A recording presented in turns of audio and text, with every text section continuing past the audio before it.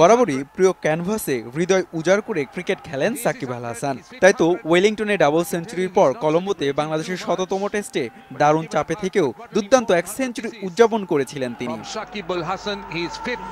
২০০৭ সালে আন্তর্জাতিক ক্রিকেটে অভিষেকের পর গেল ১০ বছরে ৫০তম টেস্ট খেলার সন্ধিক্ষণে বিশ্বসেরা এই অলরাউন্ডার। কিন্তু টেস্ট খেলুড়ে দলগুলোর মধ্যে অস্ট্রেলিয়ার বিপক্ষে এখনো সাদা পোশাকের ক্রিকেট খেলাই হয়নি সাকিবের। এবার ঘরের মাঠে খেলবেন বলে বেশ রোমাঞ্চিত তিনি। যেহেতু অস্ট্রেলিয়ার সাথে এখনো খেলা হয় নাই, সেটা নিয়ে তো অবশ্যই একটা এক্সাইটমেন্ট কাজ করে যে ওদের সাথে একটা খেলার সুযোগ আসবে সামনে ইনশাল্লাহ। তো সেদিক থেকে আমাদের জন্য অনেক চ্যালেঞ্জ থাকবে, তো আমাদেরও অনেক নতুন নতুন কিছু শেখার সুযোগ আসবে। টেস্টে শক্ত প্রতিপক্ষ অস্ট্রেলিয়া, কিন্তু তাতে কি বাঘের ডেরায় সহজে পার পাবে না অজিরা, সেই আগাম বার্তাই দিলেন এই বিশ্বসেরা। ওরা এওতেও খুবই ভালো করে, হোমে তো ওদের মানে তুলনায় হয় না। সো ওদের সাথে যে কোনো ম্যাচ, ওডিআই ম্যাচই হোক, সেটা টি20 হোক, টেস্ট হোক, অনেক কম্পিটিটিভ হয়।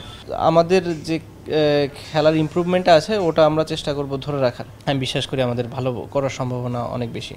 বর্তমান টি20-র অধিনায়ক তিনি। মাশরাফির পর ওয়ানডের অধিনায়কত্ব হয়তো বর্তাবে সাকিবের কাঁধে, তবে ভবিষ্যতের নেতৃত্বের ভাবনা এখনই নয়। যেটা আসেনি কিংবা আসবে হয়তো কোনো কিছুর গ্যারান্টি নাই, সেটা নিয়ে আসলে চিন্তা করে তো আমার কাছে মনে হয় না সময় নষ্ট করার দরকার আছে।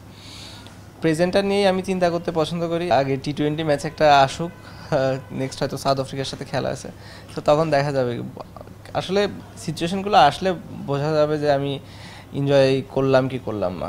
এর আগে ২০০৯ থেকে ১১ সাল পর্যন্ত বাংলাদেশ জাতীয় দলকে নেতৃত্ব দিয়েছিলেন সাকিব আল হাসান। এটা খুবই একটা পজিটিভ ভাইব। হুমায়ুন কবির রোজ, সময় সংবাদ, ঢাকা।